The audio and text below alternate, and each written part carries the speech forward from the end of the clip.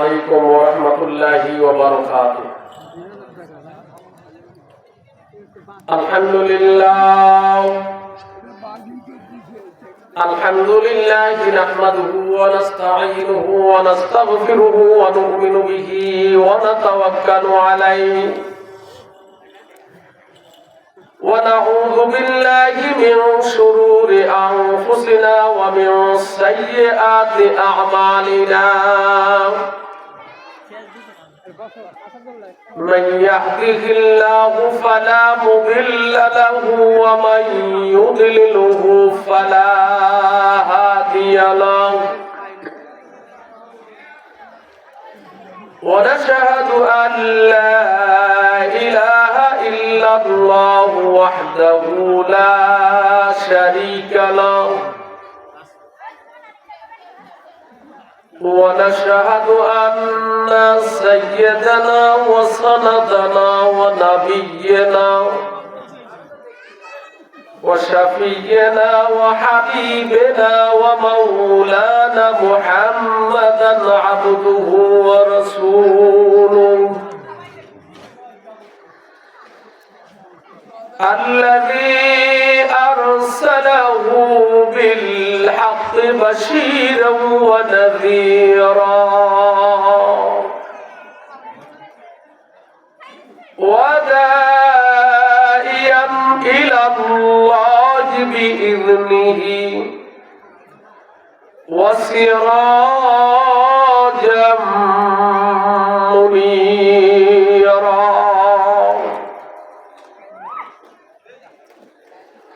فقد قال الله تعالى في كلامه المجيد وفرقانه الحميد فأعوذ بالله من الشيطان الرجيم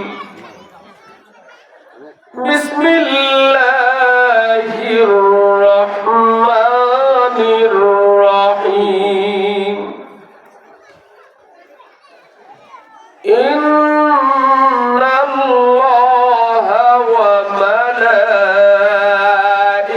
وملائكته يصلون على النبي يا أيها الذين آمنوا صلوا عليه وسلموا تسليما اللهم صل على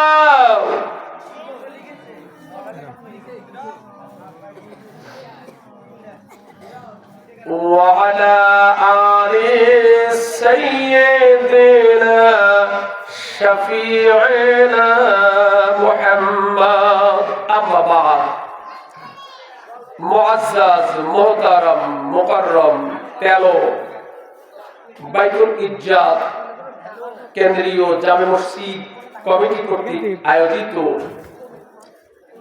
তাফসীরুল কোরআন ও দোয়া মাহফিলে সম্মানিত সভাপতি, আমন্ত্রিত প্রধান বিশেষ অতিথিবৃন্দ, আমন্ত্রিত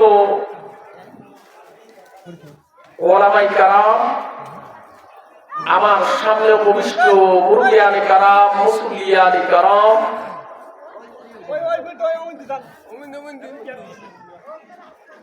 যুবক ভাইরা, স্নেহের কচি ও কাচারা,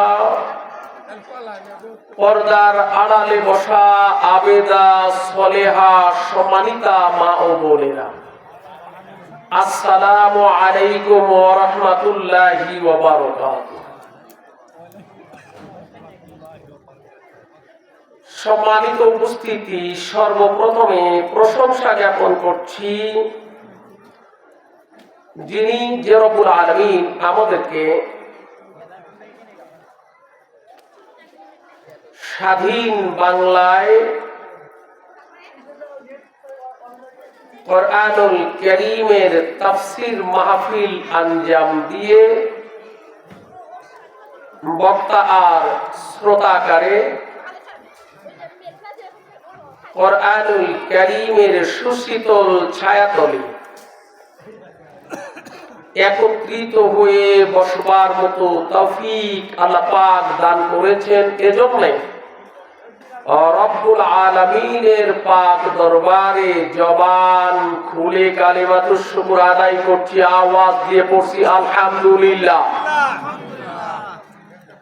শত কোটি দরুদ ও সালাম মানবতার মুক্তির দূত সরকারে দো আলম রহমাতুল লিল আলামিন সাইয়্যিদুল মুরসালিন খাতামুন নবিয়্যিন মানবতার শিক্ষক জনাবে রাসূল পাক জবান খুলে পড়ছি সাল্লাল্লাহু আলাইহি ওয়াসাল্লামের উপরে। সম্মানিত উপস্থিতি, পৃথিবীর ইতিহাসে এমন কোন ঘটনা ঘটবে না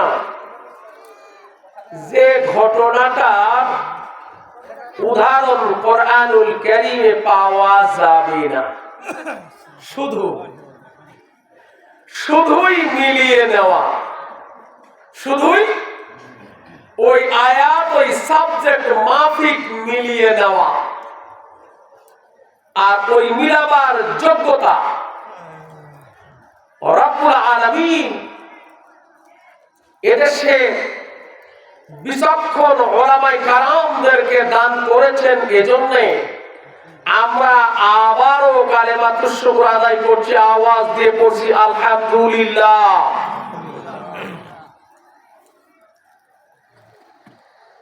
গত রাত্রি আজকের সারাটা দিন বাংলাদেশের একটা মজার প্রেক্ষাপট ঘটে গেল। যারা সোশ্যাল মিডিয়ায় আছেন তারা দেখেছেন, আর আমি ওই রকম একটি বিষয়ের অবতারণা করেই আজকের আলোচনার বিষয়বস্তু করে দিয়েছি। আল্লাহ পাক কবুল করুন, সকলে বলুন আমিন। أعوذ بالله من الشيطان الرجيم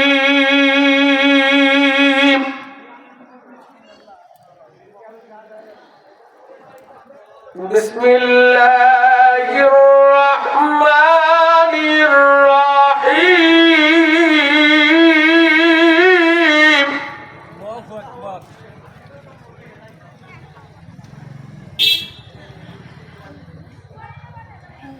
وقل جاء الحق وزهق الباطل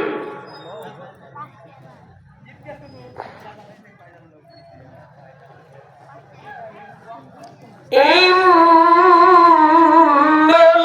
الباطل كان زهوقا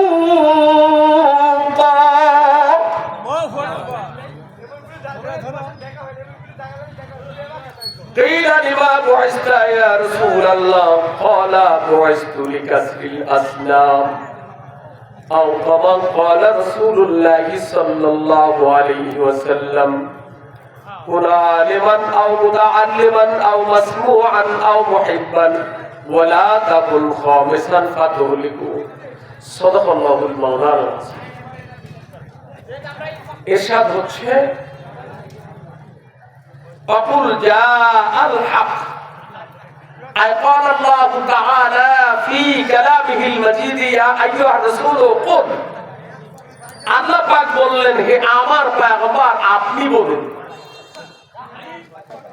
যা আল হক সত্য এসেছে, ওয়া সাকাল বাতিল মিথ্যা দূরীভূত হয়ে গেছে। ইন্নাল বাতিলা কানা সাহুকা নিশ্চয়ই বাতিল দূরীভূত হবার জন্য। এই হলো আয়াতে কারিমার সরল অর্থ। আল্লাহ পাক তার পয়গম্বর জনাবে রাসূলুল্লাহ সাল্লাল্লাহু আলাইহি ওয়াসাল্লামকে বললেন, হে আমার পয়গম্বর, আপনি বলুন সত্য এসেছে, মিথ্যা দূরীভূত হয়ে গেছে, আর মিথ্যা দূরীভূত হবার জন্যই। আমার ভাইরা, এই আশপাশে কেউ কথা বলা যাবে না। আমার ভাইরা, আমার আপনার নবী আখিরি জামানার পয়গম্বর জনাবে রাসূলুল্লাহ সাল্লাল্লাহু আলাইহি ওয়াসাল্লাম মদিনাতুল মুনাওয়ারা থেকে মক্কাতুল মুকাররমায় মক্কা বিজয়ের জন্য যখন বাইতুল্লাহ শরীফের মধ্যে ঢুকে পড়লেন, আমার আল্লাহ তাবারক ওয়া তাআলা এই আয়াতে কারিমা নাযিল করে দিলেন। আওয়াজ দিয়ে বলুন না আল্লাহু আকবার। قيل لما بعثت يا رسول الله قال بعثت معلما। আল্লাহর নবী জনাবে রাসূলুল্লাহ সাল্লাল্লাহু আলাইহি ওয়াসাল্লামকে জিজ্ঞেস করা হলো, ইয়া রাসূলুল্লাহ, আপনাকে কেন পৃথিবীতে পাঠানো হয়েছে?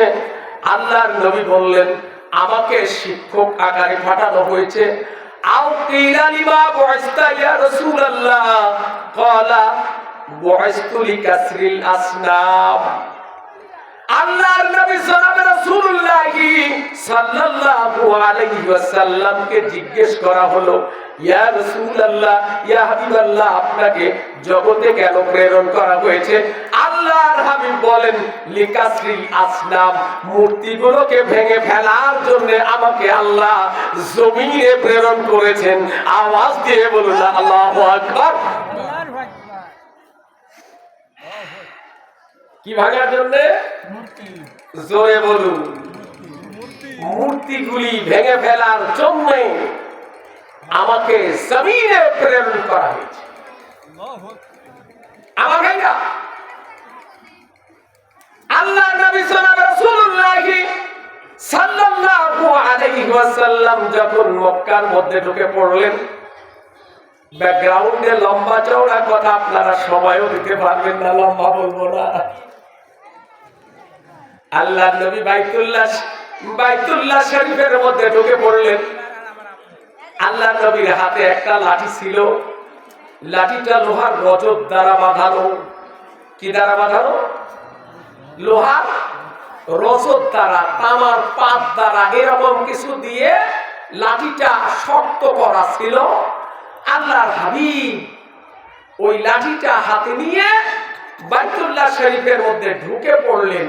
তাফসীরে লেখা হয়েছে, মূর্তিগুলির বুকের উপরে লাঠিটা বাঁধাই দিয়ে দিয়ে ধাক্কা মেরে আল্লাহর হাবিব মূর্তিগুলি সব ফেলে দিচ্ছেন, আর সাহাবায়ে কেরাম ওই মূর্তিগুলি ভেঙে চুরমার করে দিয়ে এরপরে আস্তে করে বাইতুল্লাহ শরীফটাকে পরিষ্কার করে ফেললেন। আওয়াজ দিয়ে বলুন আল্লাহু আকবার। তাহলে আল্লাহর নবী সাল্লাল্লাহু আলাইহি ওয়াসাল্লাম ইরশাদ করলেন, কোন আলেমান আলেম হও, আও মুতাআল্লিমান ছাত্র হও, আও মাসমুআন আলেমের শ্রোতা হও, আও মুহিব্বান অথবা আলেমদেরকে একটু ভালোবাসো, ওয়ালা তাকুন খামিসান, যদি পঞ্চম প্রকারে যাও, পঞ্চম প্রকারে যেও না, যদি পঞ্চম প্রকারে যাও ফাতহলিকু, ধ্বংস হয়ে যাবা। বাংলার আলেমদের উপরে যারা নির্যাতন নিপীড়নের স্টিম রোলার চালিয়ে গেল, ওদের ধ্বংস আপনারা দেখেছেন কিনা? কথা বলেন না কেন? ওদের ধ্বংস হয়েছে না হয় নাই? জোরে বলুন। হয়েছে, হচ্ছে।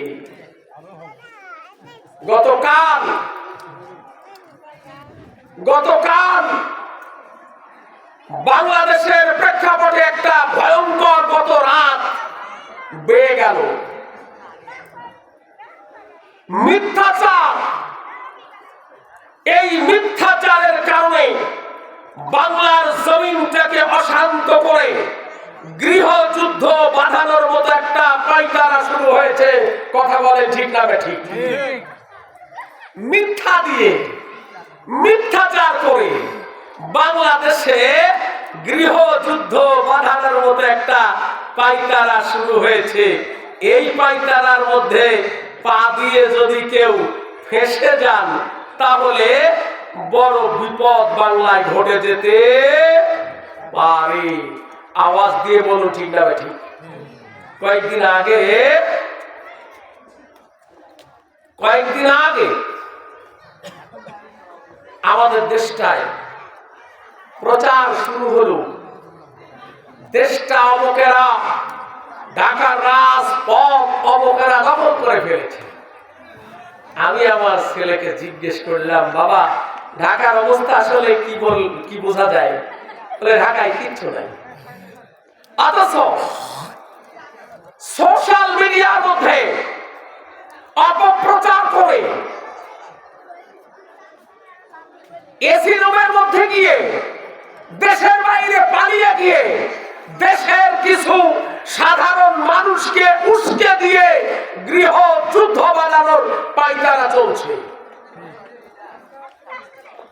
আমার দেশ 90% মুসলমানের দেশ। এ দল করো সে দল করো, যে যাই করো না কেন তোমার পরিচয় কিন্তু মুসলমান। কথা বলেন ঠিক না ঠিক? পরিচয়টা কি? জোরে বলুন, মুসলমান। এই মুসলমানের আগের আরেকটা পরিচয়, সেটা হলো ঈমানদার। সেটা কি? ঈমানদার। ঈমানদারদেরকে উদ্দেশ্য করে রব্বুল আলামিন আয়াতে কারিমা নাযিল করে দিলেন সূরা তাওবা 119 নম্বর আয়াতে কারিমায়। আমার আল্লাহ তাবারক তাআলা ডাক দিলেন আমাদেরকে। কাদেরকে ডাক দিলেন? জোরে বলুন। বিসমিল্লাহির রহমানির রহিম।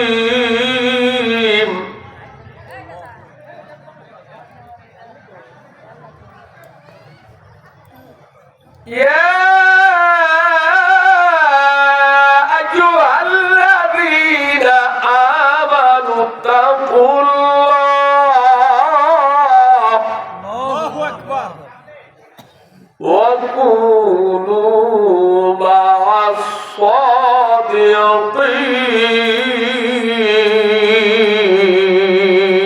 সাদিকিন। আল্লাহ পাক মানুষদেরকে ডাক দিয়েছেন কয়েকটি ভাষায়। তার আম একটি ভাষা হলো ইয়া আইয়ুহান নাস, হে মানুষেরা।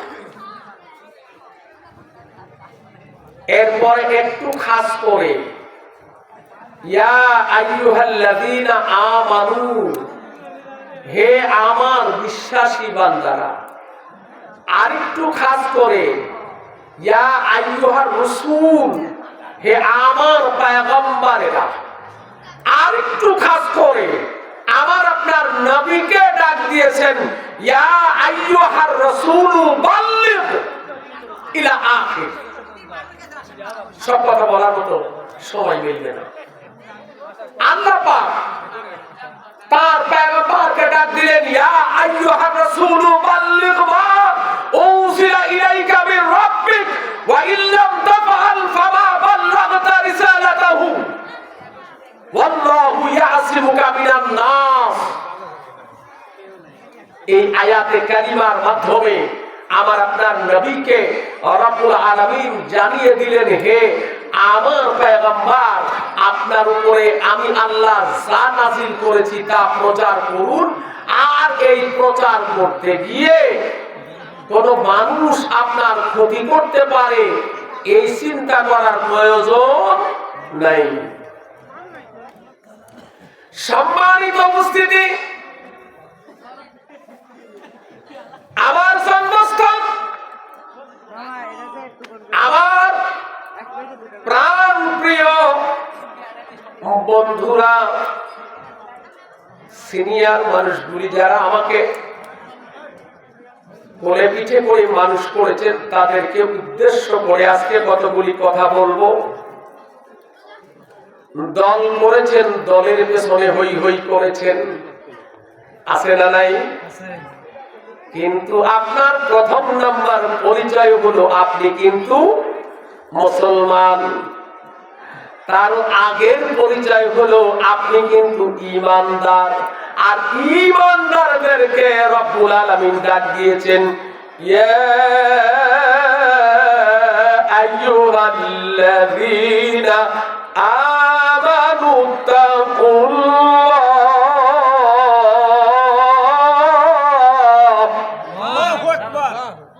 আল্লাহ পাক ডাক দিলেন, হে আমার বিশ্বাসী বান্দারা, ইত্তাকুল্লাহ, আল্লাহকে ভয় করো। কাকে ভয় করো? আল্লাহকে ভয় করো।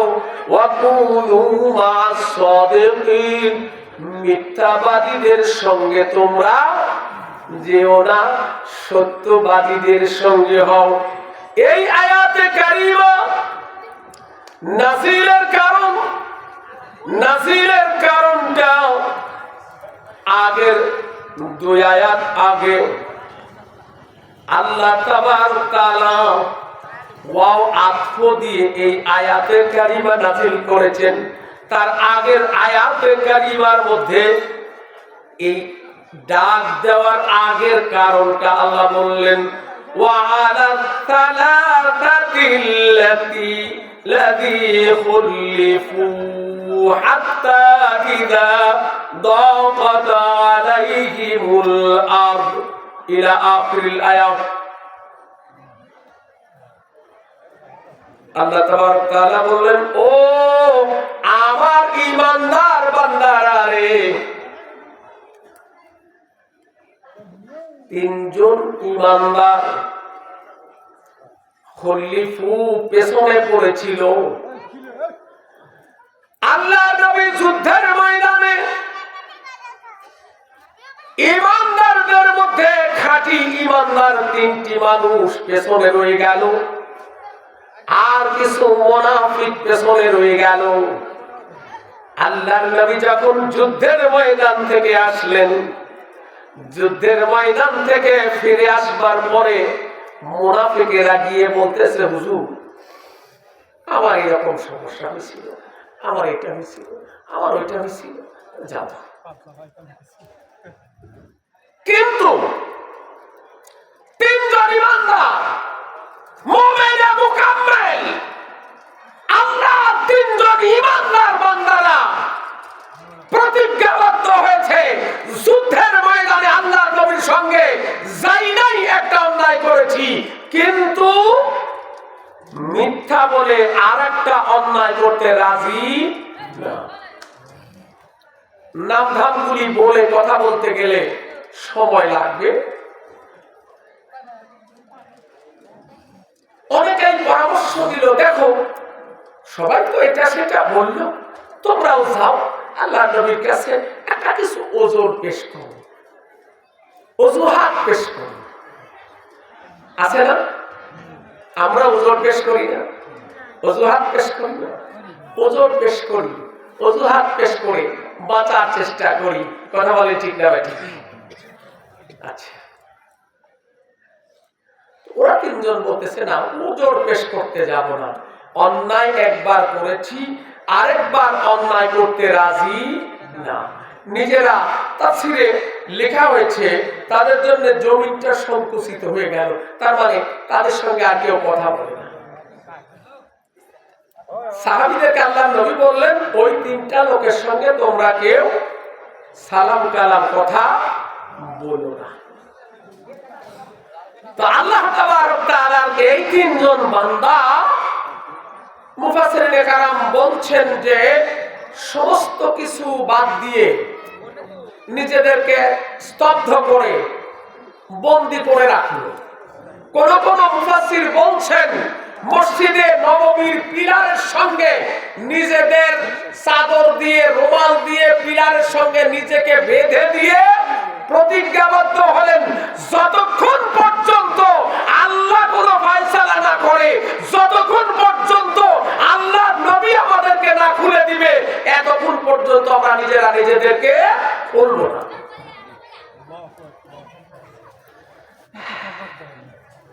প্রতিজ্ঞাবদ্ধ হয়ে গেল।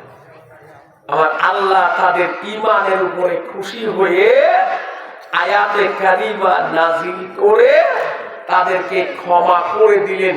আওয়াজ দিয়ে বলুন সুবহানাল্লাহ। আমার ভাইরা, তো এই ঘটনার পরে আল্লাহ পাক ঈমানদারদেরকে একটু খাস করে ধমকি দেওয়ার স্বরে ডাক দিলেন, ও ঈমানদারেরা, ইত্তাকুল্লাহ, আল্লাহকে ভয় করো। ভয় কাকে করো? জোরে বলুন, আল্লাহকে ভয় করো। বলেই এরপরে বললেন, ওয়াকুনু মা'আস সাদিকিন, সত্যবাদীদের সঙ্গী হও। কাদের সঙ্গী হও? জোরে বলুন, সত্যবাদীদের সঙ্গী হও। মিথ্যাবাদীদের কাছে, মুনাফিকদের কাছে আর যেও না। মুনাফিকদের পেছনে পেছনে চললে পরে তোমাদের ধ্বংস অনিবার্য। আমার ভাইয়া, আমি আমার প্রাণ প্রিয় জন্মস্থান বাংলা 90% মুসলমানদের উদ্দেশ্যে বলতে চাই, এই দল ওই দল সেই দল করে দলের পেছনে লারে লাপ্পা করো, আগে তোমার নেতার চরিত্র সঠিক কিনা বাছাই করো, তারপরে পেছনে চলো। নেতা বোতল মারে আর তোমাকে অর্ডার দেয়, তুমিও লারে লাপ্পা করো, আছে না নাই? জোরে বলুন। আমার বাংলাদেশের প্রেক্ষাপটে, আমার বাংলাদেশের প্রেক্ষাপটে 1947, 1952 ভাষা আন্দোলন, ভাষা আন্দোলনের মাস, ভাষা শহীদদের মাস। এর উপরে যদি শহীদদের মর্যাদার উপরে কথা বলি, ঘন্টার পর ঘন্টা সময় লাগবে, কথা বলা যাবে ইনশাআল্লাহ। নিজের ভাষা, নিজের দেশ, নিজের সাবরেন্টি, নিজের সম্পদ রক্ষা করতে যদি জীবন চলে যায়, রব্বুল আলামিন ঈমান শর্তে তাদেরকে শাহাদাতের মওত কবুল করবে। আওয়াজ দিয়ে বলুন আল্লাহু আকবার।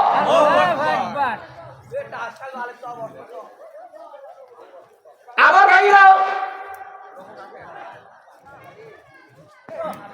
আমার ভাইরা, মিথ্যাবাদীরা মিথ্যাচার করে লোকেদেরকে নিজেদের পেছনে পেছনে ঘোরাতে চেষ্টা করেন। কোরআনের জালসা হলে সেখানে আশপাশে কিছু উল্টা পাল্টা চলা লোক আছে না নাই? জোরে বলুন। এটা কিয়ামত পর্যন্ত থাকবে, ওদিকে যেতে চাচ্ছি না।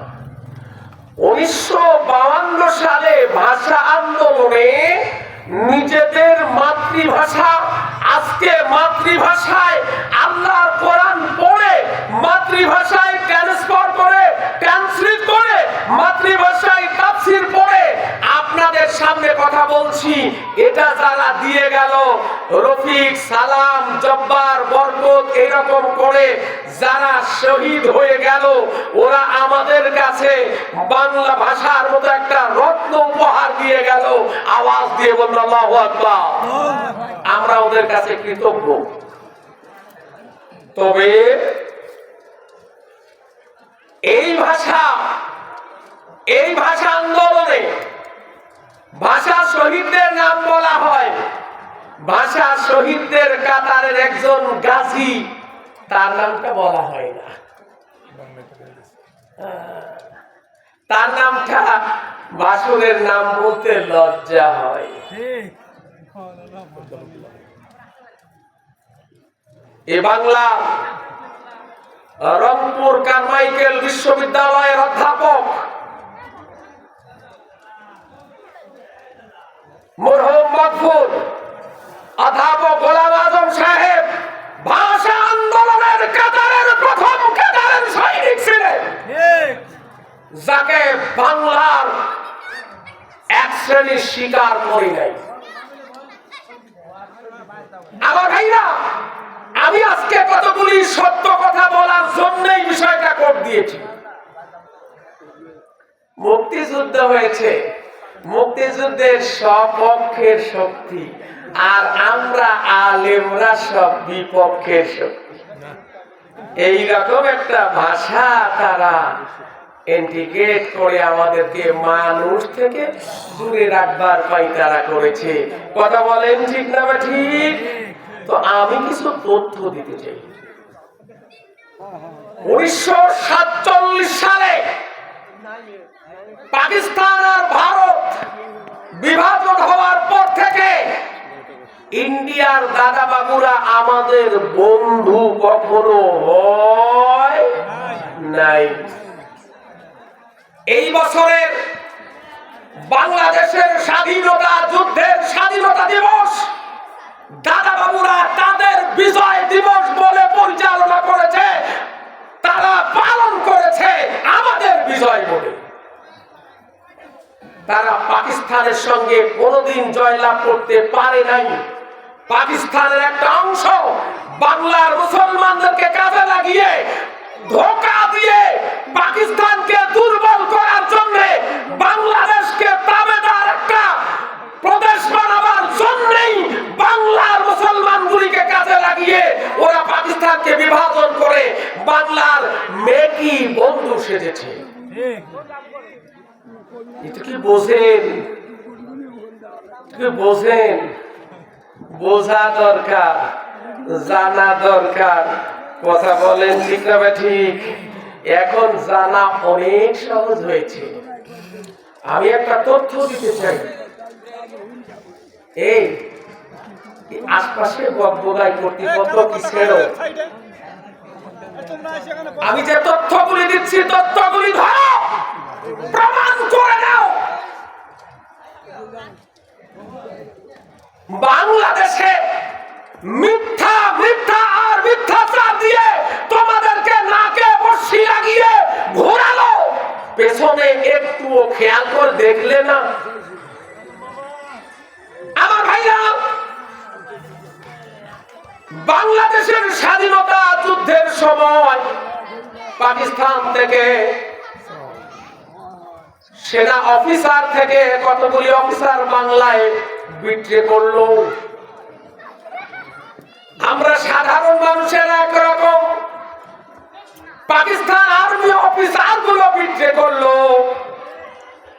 ওরা বিট্রে করে বাংলার স্বাধীনতা ঘোষণা দিয়ে বাংলার মানুষগুলির পক্ষে দাঁড়িয়ে গেল।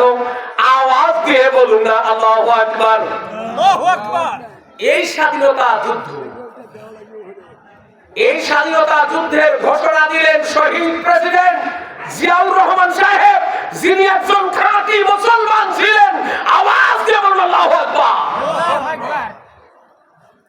একজন নেককার মানুষ ছিলেন, লুটেরা ছিলেন। কি ছিলেন না? জোরে বলুন। লুটেরা ছিলেন না। কারণ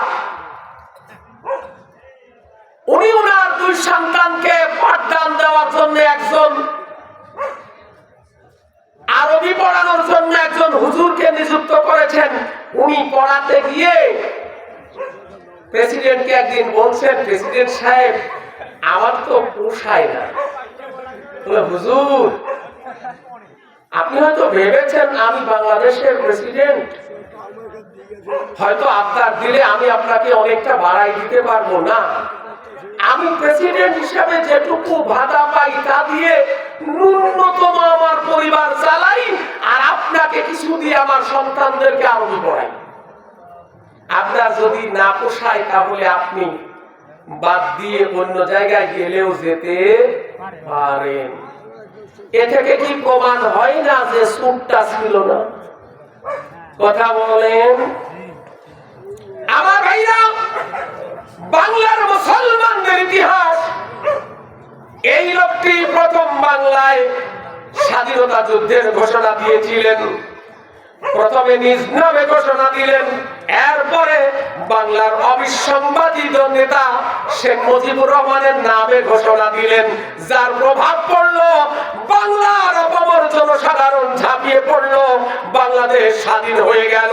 আওয়াজ দিয়ে বলুন না আল্লাহু আকবার। বাংলাদেশ স্বাধীন হলো। তবে আমাদের দাদা বাবুরা একটু সহযোগিতা করে দেশটা স্বাধীন করলো। এই আমার জন্মস্থানের লোকের আমি যে তথ্যগুলি দিচ্ছি তথ্য নির্ভর, সোশ্যাল মিডিয়ায় ঢোকো, তথ্যগুলি প্রমাণ করে বের করে নাও। আমি যে তথ্যগুলি দিচ্ছি ভালো করে প্রমাণ করে মিলিয়ে নিবে, আমি তথ্যের নামগুলি সহ দিচ্ছি। সৈয়দ মোহাম্মদ ইব্রাহিম, কল্যাণ পার্টির প্রধান, এই ভদ্রলোক পাকিস্তান আর্মি অফিসার, মুক্তিযুদ্ধ পরবর্তীতে বাংলাদেশের আর্মি অফিসার, শেখ মুজিবুর রহমান সাহেবের গঠিত রক্ষী বাহিনীরও একজন অফিসার। এই ভদ্রলোকটা এখনো বেঁচে আছে।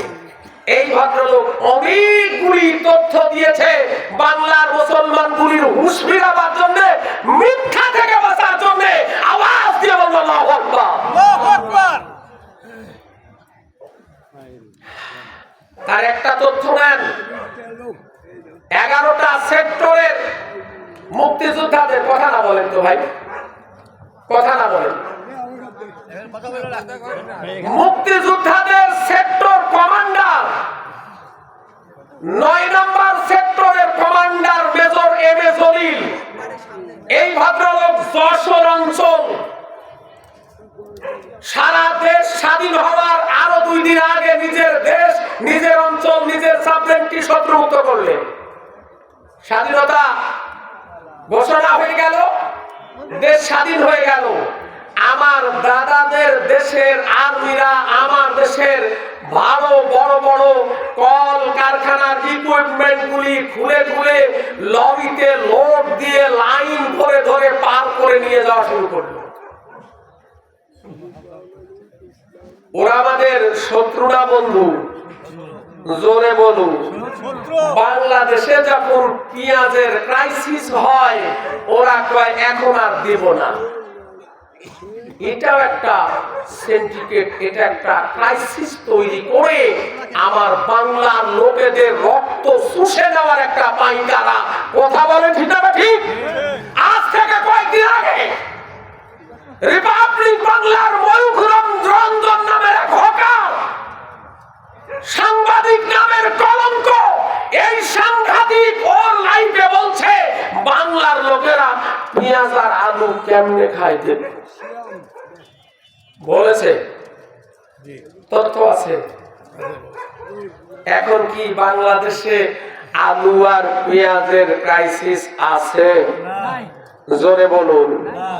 আমার বনপাড়ার বাজারে আলু 15 টাকায় কেজি, পেঁয়াজ এখন 20 টাকা, 25 টাকা, 30 টাকায় কেজি। তাহলে আমার দেশ সুজলা সুফলা শস্য শ্যামলা, বাংলার প্রতি ইঞ্চি ইঞ্চি মাটি সোনার চাইতে খাঁটি। এই সোনার চাইতে খাঁটি বাংলার জমিনে বসে ওই দাদাদের দিকে আমাদের হাত পাতা লাগবে, এটা হতে পারে না। আমার ভাইরা, আমরা যদি ঈমানওয়ালা হই, তাকওয়াওয়ালা হই, পরহেজগার হই, আমার আল্লাহ কুরআনুল কারীমের মধ্যে ঘোষণা করলেন, লাউ আন্না আহলাল কুরা আমানু ওয়া তাকাউ লাফাতাহনা আলাইহিম বারাকাতিম মিনাস সামাই ওয়াল আরদ।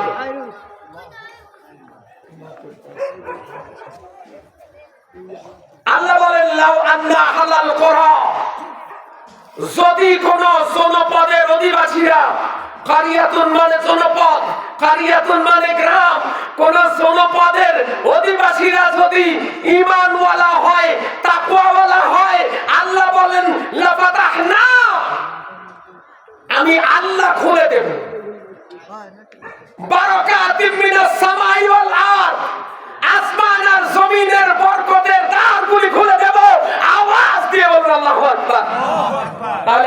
যদি ঈমানওয়ালা হই, তাকওয়াওয়ালা হই, তাহলে বরকতের দ্বার কে খুলে দেবে?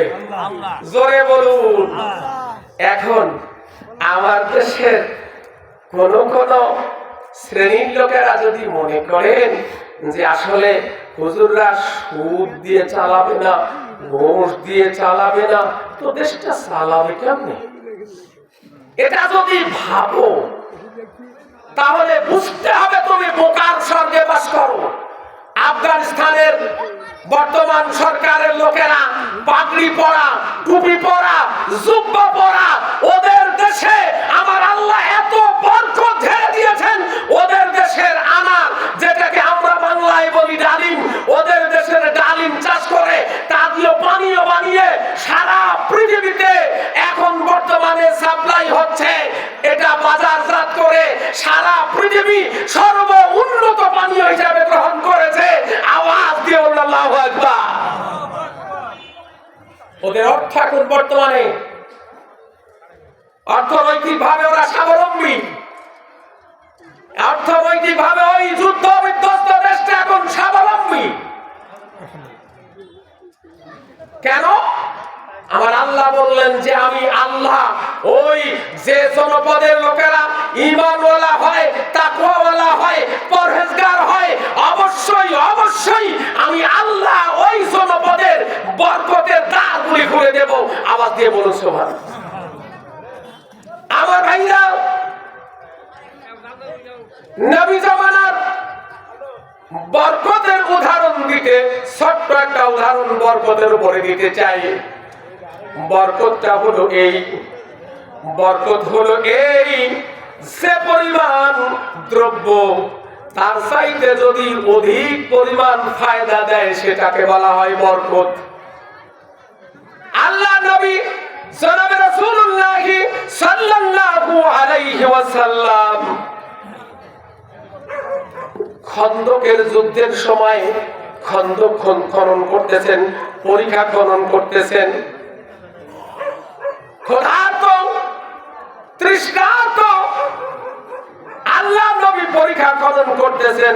সাহাবায়ে কেরাম এসে বললেন, ইয়া রাসূলুল্লাহ, পরিখার মধ্যে বড় পাথর বেঁধে গেছে, আমরা নড়াতেও পারতেছি না, ভাঙতেও পারতেছি না। আল্লাহর হাবিব বলেন, যাও আমি আসি। মুফাসসিরিনে কেরাম বর্ণনা করেছেন যে যুগে আল্লাহ নবী পাঠান, ওই যুগের 40 জন অতীব শক্তিশালী যুবক, শক্তিশালী বীরের চাইতে বেশি শক্তি দিয়ে আল্লাহ নবী পাঠান। আওয়াজ দিয়ে বলুন সুবহানাল্লাহ। আল্লাহ নবী ওই পাথরের কাছে গেলেন, আঘাত করলেন, স্ফুলিঙ্গ বের হলো। আল্লাহর হাবিব বললেন, আমরা পারস্য সিরিয়া বিজয় করব। আওয়াজ দিয়ে বলুন আল্লাহু আকবার। এ হলো মুসলমানদের ইতিহাস। মুসলমানদেরকে আল্লাহ পাক ইলমে লদুন্নির দ্বারা কিছু বুঝতে দেন। তার ফর এক্সাম্পল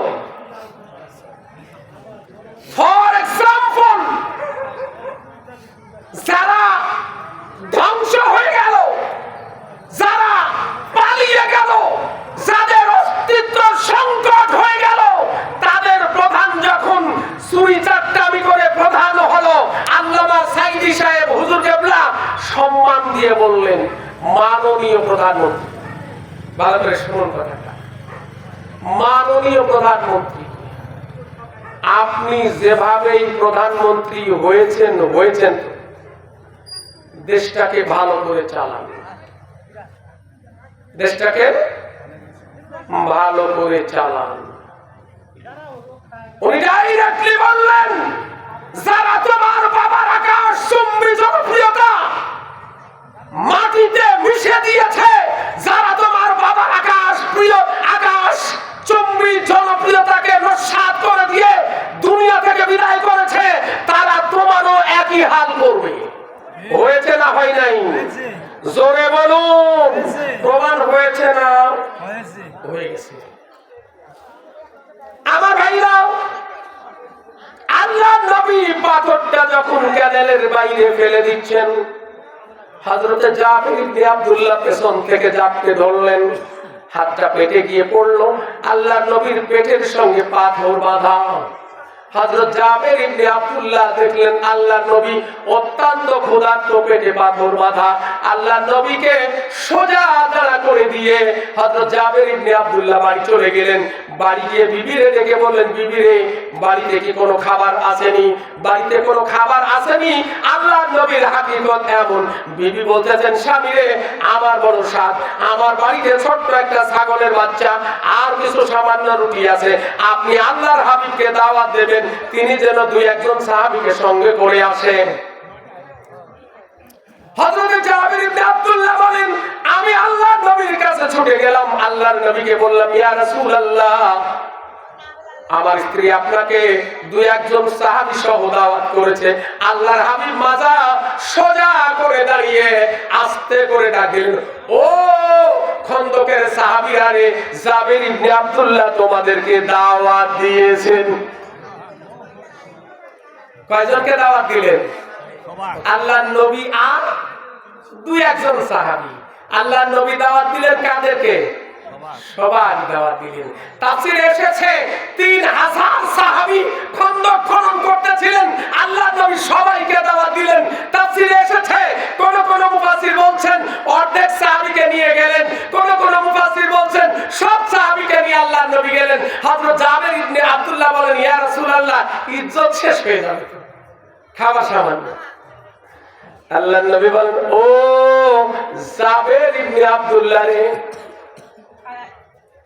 ওই সামান্য রুটিগুলি প্রস্তুত করে ঢেকে দাও পাত্র, গোশগুলি রান্না করে পাত্র ঢেকে দাও, আমার অনুমতি ছাড়া পাত্র খুলো না। আল্লাহর নবী গেলেন, হযরত জাবের ইবনে আব্দুল্লাহকে বললেন, ভেতরে হাত দিয়ে দিয়ে রুটি আর গোশতগুলি বন্টন শুরু করো। আওয়াজ দিয়ে বলুন সুবহানাল্লাহ। ভোনা গোশত আর রুটি বন্টন শুরু হয়ে গেল। সাহাবায়ে কেরাম খাচ্ছেন, খাওয়া চলতেছে। এক সময় আল্লাহর হাবিব বললেন, ও সাহাবীরা, তোমাদের কি আর কোনো খাবার লাগবে? বলে না। তোমাদের পেট কি ভরে গেছে? হ্যাঁ। আল্লাহর হাবিব বলেন, খাওয়া বন্ধ করে দাও, খানা বন্ধ করে দাও, হলো শেষ হয়ে গেল। আল্লাহর হাবিব বলেন, ও জাবের, দেখো পাত্রের খাদ্যগুলি শেষ হয়ে গেল কিনা। হযরত জাবের ইবনে আব্দুল্লাহ পাত্র ঢাকনা খুলে বললেন, ইয়া রাসূলুল্লাহ, ইয়া হাবিবাল্লাহ, ওই সত্তার কসম যার হাতে আমার জীবন ও মরণ, ওই সত্তার কসম ইয়া রাসূলুল্লাহ, খাদ্য একটুও ফুরাই নাই। সুবহানাল্লাহ কইতে কাকে বলবেন?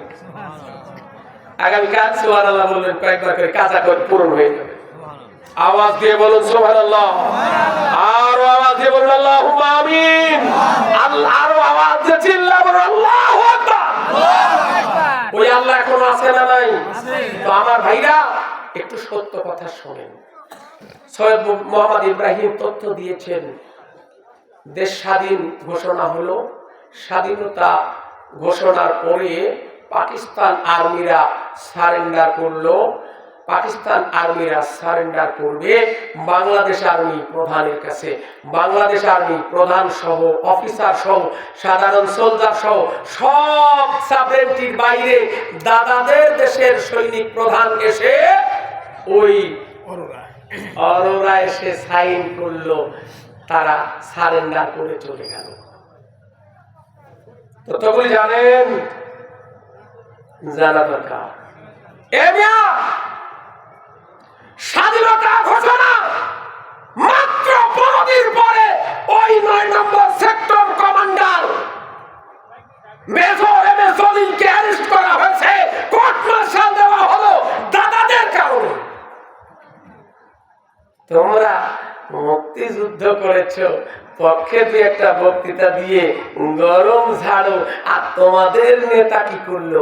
সেক্টর কমান্ডারকে বন্দী করলো মাত্র 15 দিন পরে। হে বলদাগুলি, স্টেজ যদি তোমার সিঁড়ি থাকতো, স্টেজ তোমাকে ডাকতো। কথা বলেন ঠিক না ঠিক? তোমার কথা কানে আসতেছে? তোমার 1.5 টাকার শোনো বুঝি না। তাফসীরে কামেল কমপ্লিট করেছে, হাদিসে কামেল কমপ্লিট করেছে, কুষ্টিয়া ইউনিভার্সিটির সিলেবাসে মাস্টার্স অফ আর্টস তাফসীরে 5 ক্লাস আছে। কে দাওয়াত দেয়? বলো কোথায়? আমি বাংলাদেশে অনেক বড় বড় প্রোগ্রামের প্রধান হিসেবে যাই, এটা আমার নিজের বাবার উঠান। তাই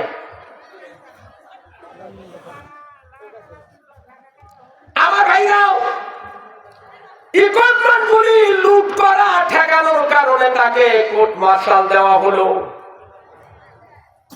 পর্যায়ক্রমিকভাবে মিথ্যাচার করে দলের প্রধান যখন দেশটাকে কন্ট্রোল করতে পারে নাই, এরপরে কিন্তু বাংলার আর্মিরাই কিন্তু তাকে খেয়ে ফেলেছে গোষ্ঠী সুদ্ধা।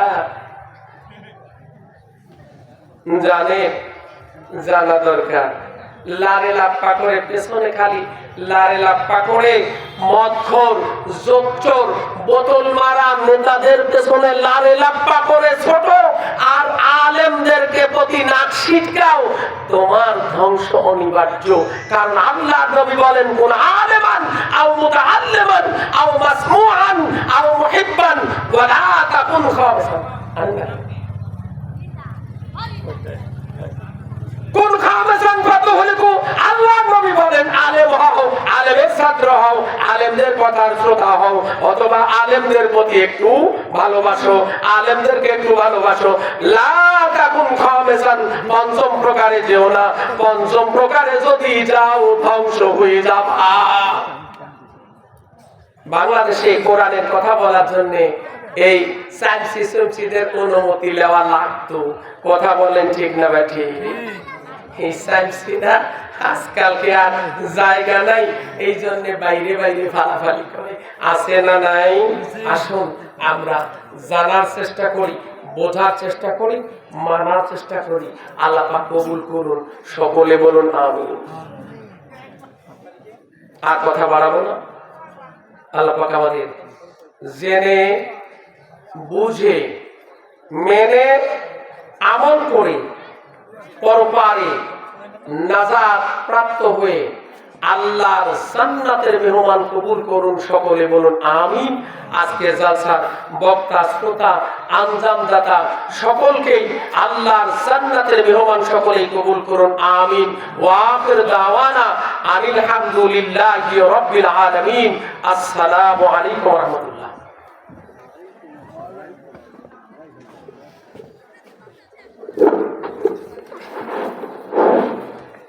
সম্মানিত মুসল্লিয়ানে কিরাম, আমাদের দীর্ঘ সময় আমরা আজ থেকে অত্যন্ত মূল্যবান কথা শুনলাম। আমরা যে কথা বলে শুনলাম এই অনুযায়ী আমরা আমল করতে পারি। আল্লাহ সুবহানাহু ওয়া তাআলা আমাদেরকে আমল করতে তৌফিক দিন। আল্লাহুম্মা আমিন। এরপর আপনাদের সঙ্গে কথা